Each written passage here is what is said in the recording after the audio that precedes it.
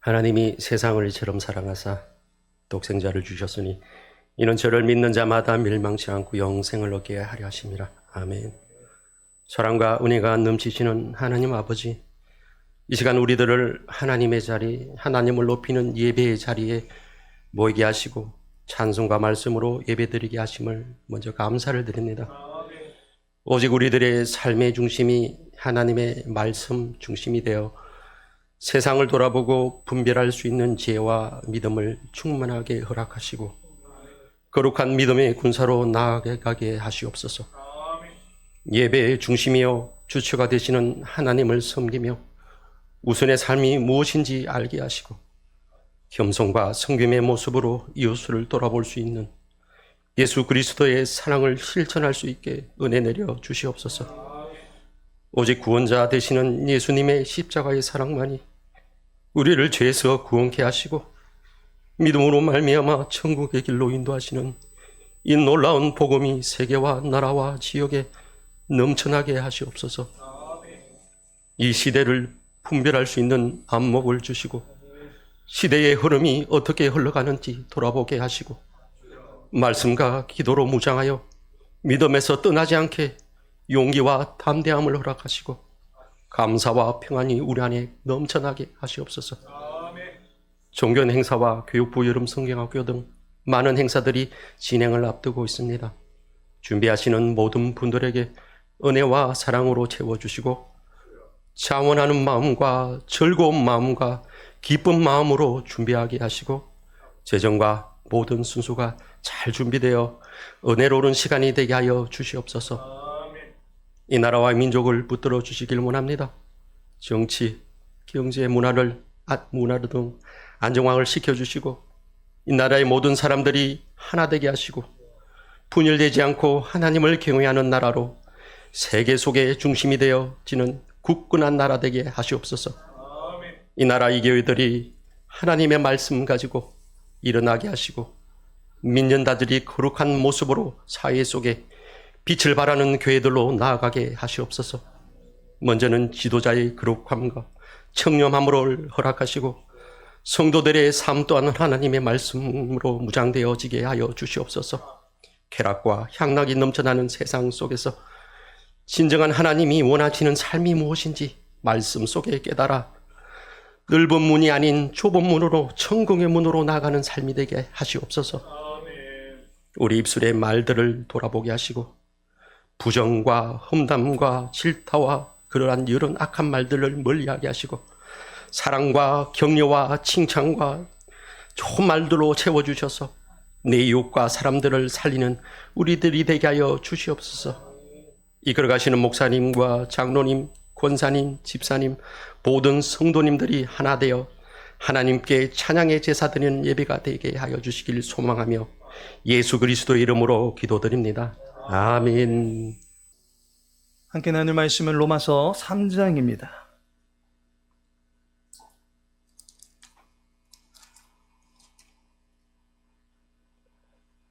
로마서 3장 23절에서 26절까지의 말씀입니다.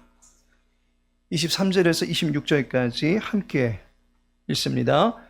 모든 사람이 죄를 범하였음에 하나님의 영광에 이르지 못하더니 그리스도 예수 안에 있는 속량으로 말미암아 하나님의 은혜로 값없이 의롭다 하심을 얻은 자 되었느니라. 이 예수를 하나님이 그의 피로써 믿음으로 말미암는 화목제물로 세우셨으니 이는 하나님께서 길이 참으시는 중에 전에 지은 죄를 간과하심으로 자기의 의로우심을 나타내려 하심이니 곧 이때에 자기의 의로우심을 나타내사 자기도 의로우시며 또한 예수 믿는 자를 의롭다 하려 하심이라. 아멘. 화평으로 승부하라 라고 하는 주제로 지내는 달입니다. 오늘은 본문 말씀 통해서 의로움이란 제목으로 말씀 나누고자 합니다. 표도르 도스토예프스키라고 하는 19세기 러시아 문학을 대표하는 작가가 있습니다. 그의 작품으로 죄와 벌, 카라마조프가의 형제들이 있습니다. 그의 작품 안에는 기독교적인 색채가 짙게 배어 있습니다. 특히 카라마조프가의 형제들은 요한복음 2장 그리고 12장 24절을 모티프로 해서 저술한 작품으로 알려져 있습니다. 희생과 사랑의 성경적인 주제를 함축하여 그려내고 있습니다.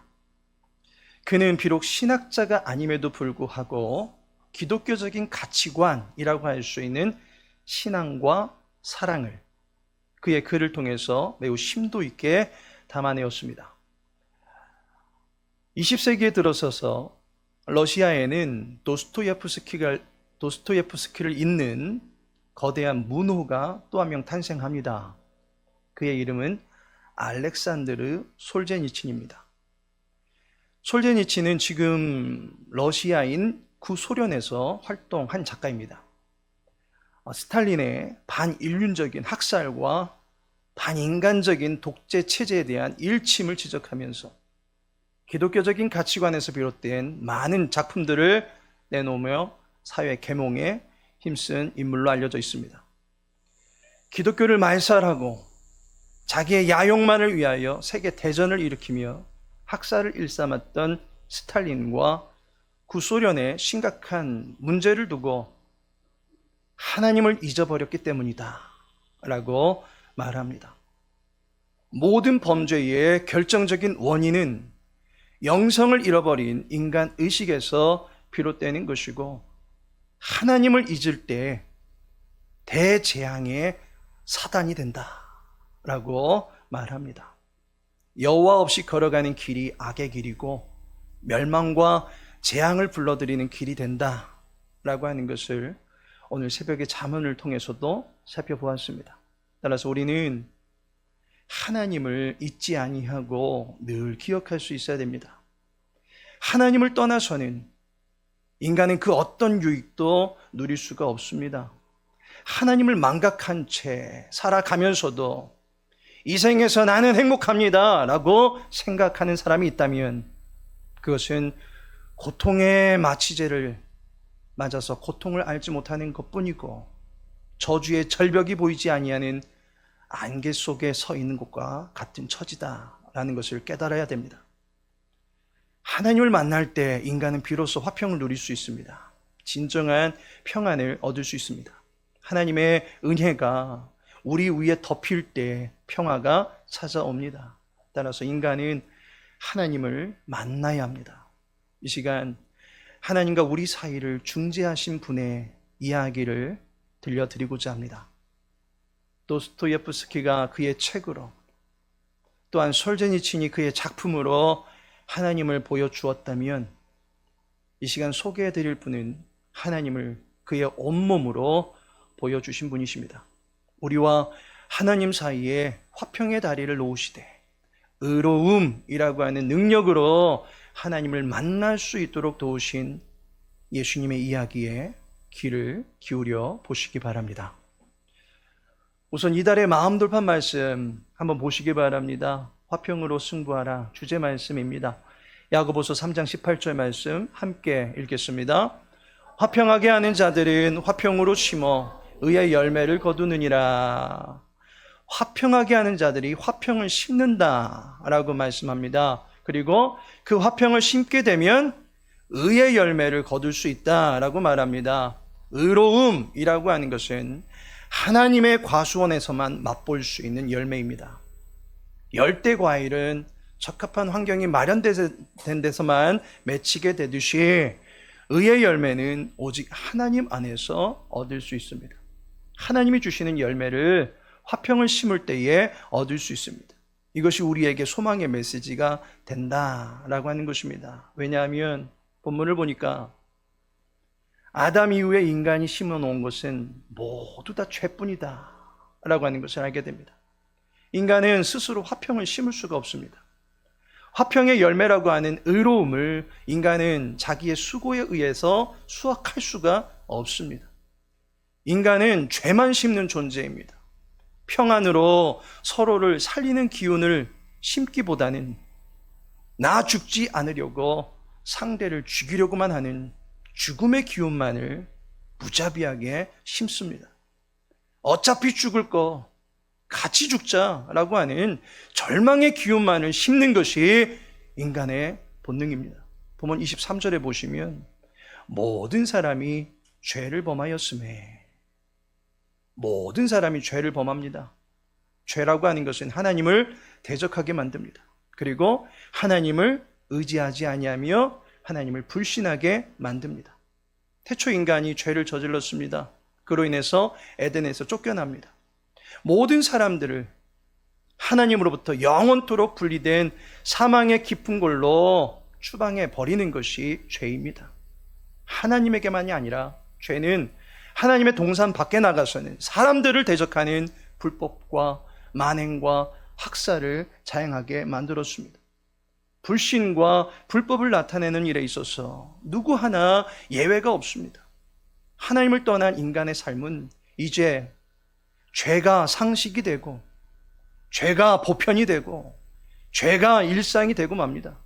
죄를 안 지으려고 하는 사람이 있다면 그 사람이 미련한 것이고, 죄를 미워하려고 하는 사람이 있다면 그 사람이 도리어 미움을 받게 될 것입니다.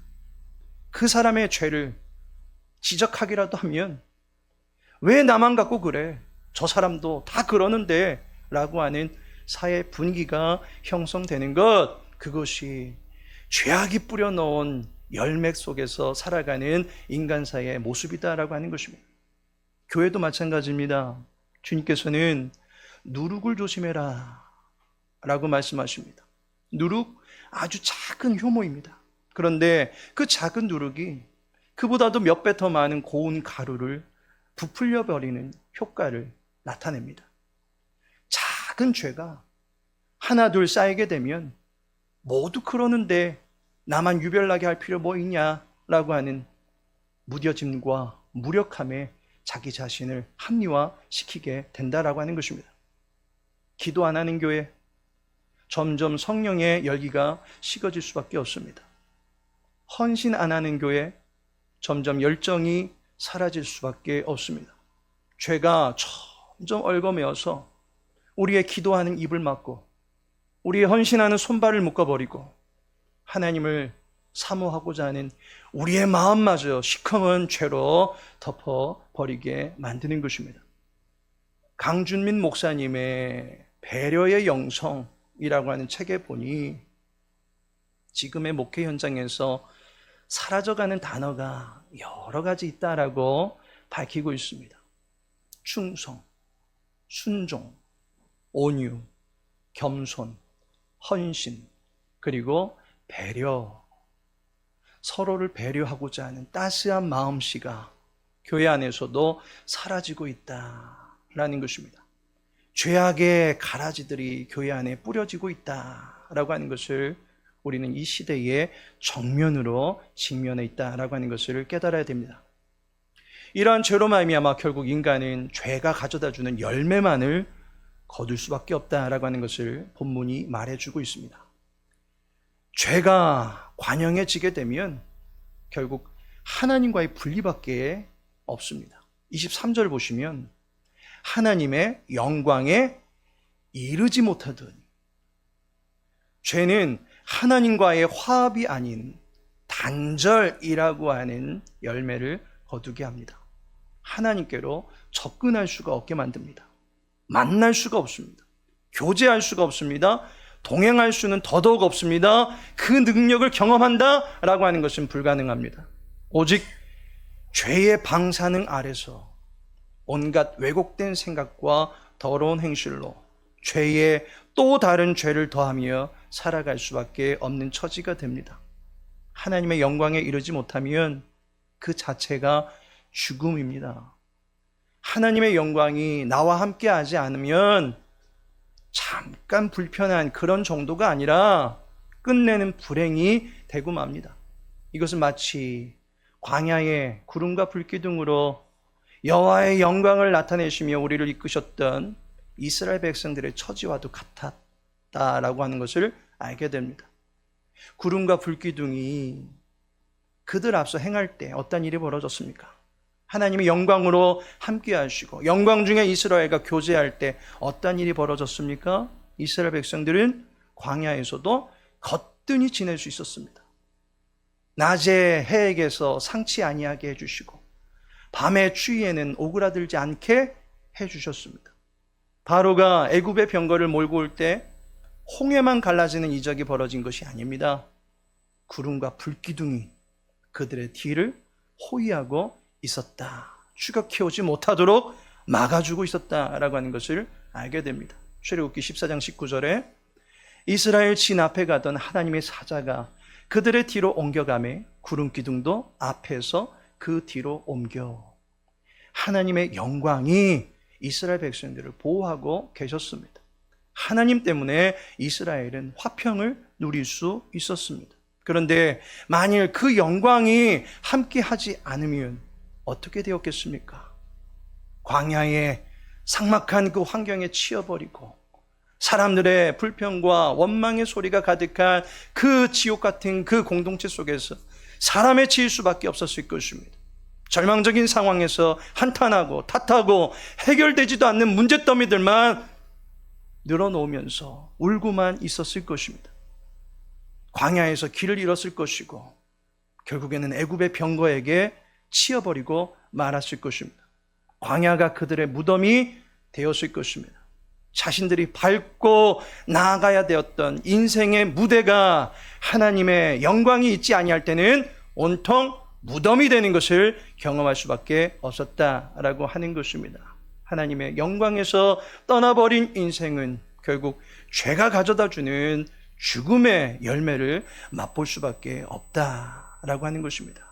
그렇다면 이제 우리의 인생 무대인 무덤을 뚫고 나올 수 있어야 할 것입니다. 죽음의 기운만 가득 품고 있는 그 자리에서 탈출할 수 있어야 됩니다. 하나님을 영화롭게 해드릴 수 있는 영광스러운 무대 위에 존귀함을 가지고 설 수 있어야 됩니다. 바로 죄에 빠진 인간에게는 구원자가 필요하다라는 사실을 믿으시기 바랍니다. 하나님의 영광에 가까이 나아갈 수 있도록 도와주실 수 있는 분이 필요합니다. 25절에 보니 이 예수를 하나님이 그의 피로써 믿음으로 말미암는 화목제물로 세우셨으니 이는 하나님께서 길이 참으시는 중에 전에 지은 죄를 간과하심으로 자기의 의로우심을 나타내려 하심이니. 이 말씀을 보니까 화목의 제물이신 분이 계십니다. 화목 제물은 하나님과 우리 사이에 원수됨을 해소하고 모든 저주를 끊어버리시는 은혜를 불러오게 합니다. 그런데 이 제물이 바로 예수님이십니다. 예수님을 따를 때 우리는 너도 나도 다 죄인인데 어쩔 수 없지 않느냐라고 하는 죄의 패배주의와 절망에 사로잡히지 않습니다. 도리어 26절에 보시면 곧 이때에 자기의 의로우심을 나타내사 자기도 의로우시며 또한 예수 믿는 자를 의롭다 하려 하심이라. 모두가 잘못된 것을 향하여 나아갈 때에 옳은 것을 위하여 나아갈 수 있게 해주시는 분이 계십니다. 의를 위하여 살아갈 수 있도록 해주시는 분이 계십니다. 자기가 오르신 분이시기에 자기의 온몸으로 옳은 길로 우리를 이끌어 주시는 분이 계십니다. 그분이 바로 예수님이십니다. 모두 다 죄를 저지르고 있는데 그 길이 아니라고 우리를 이끌어주고 계시는 예수님의 음성에 귀를 기울이며 그 음성을 따라 주님께서 인도하시는 길로 나아갈 수 있는 모든 권속들 되시기를 축복합니다. 주님을 통하지 아니하고는 우리는 죄에서 자유할 수가 없습니다. 하나님의 영광을 사모할 수가 없습니다. 그 영광의 구름과 불기둥의 보호를 받을 수가 전혀 없습니다. 의로움은 내가 위풍당당하게 산다고 해서 내게 주어지는 것이 아닙니다. 기백 있게 서 있다라고 해서 의로운 것이 아닙니다. 누구든지 올 테면 와봐라. 결코 나는 기죽지 않을 테니 라며 큰 소리 치고 있다고 해서 그를 두고 의롭다라고 말하는 것이 아닙니다. 골리앗이 이스라엘 앞에 얼마나 위풍당당하게 서 있었습니까? 그런데 그의 입에서는 여호와의 이름을 모독하는 소리를 내었습니다. 그는 의로운 자가 될 수 없습니다. 의로움은 사람에 의해서 만들어지는 것이 아닙니다. 사람의 수고와 그 삶의 선행으로 만들어지는 것이 아닙니다. 의의 기준이 하나님이십니다. 사람들 간에 아무리 청렴결백하게 지내는 것 같아서 사람 사이에서 저 사람을 두고 위인이다, 믿음 좋다 라고 그렇게 여겨진다 할지라도 그가 의롭다 할 수 없는 것은 의의 기준은 하나님이시고 하나님이 정해놓으셨고 하나님이 판단하신 그것이 의가 될 것입니다.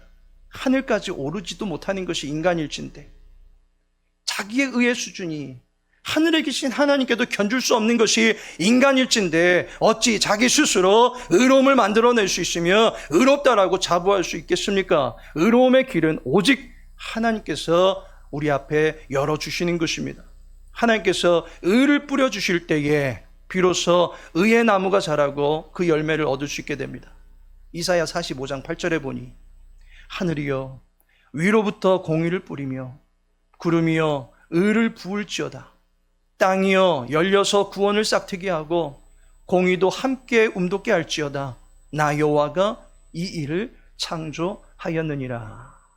하나님께서 의를 뿌리심으로 말미암아 그 결국이 어떻게 된다고 이야기하고 있습니까? 그 장의 끝에 25절에 이렇게 결론 내립니다. 이스라엘 자손은 다 여호와로 말미암아 의롭다함을 얻고 자랑하리라 하느니라. 여호와로 말미암아 의롭다함을 얻게 됩니다. 여호와께서 뿌린 의를 우리가 받아야 된다라고 하는 것입니다. 오직 주님의 능력으로서만이 의로움을 경험할 수 있기 때문입니다. 그런데 본문 24절에 보니 그리스도 예수 안에 있는 성령으로 말미암아 하나님의 은혜로 값없이 의롭다 하심을 얻은 자 되었느니라. 오직 하나님의 은혜로 의롭다 하심을 얻게 됩니다. 그 대가가 값없이입니다. 공짜입니다.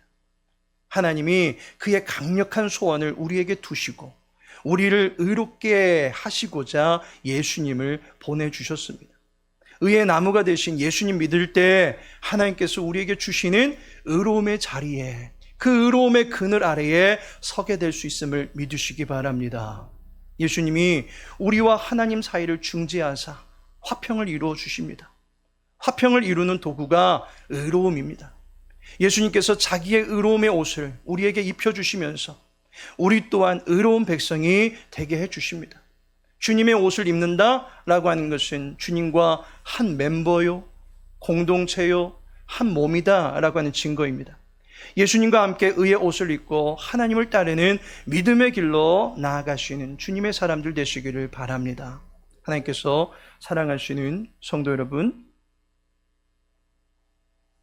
화평으로 승부하는 날에 하나님의 의를 사모함으로 하나님과 화평을 이루시고 성도 서로 간에는 믿음의 공동체를 이루어서 화합을 이루며 나아가시길 바랍니다.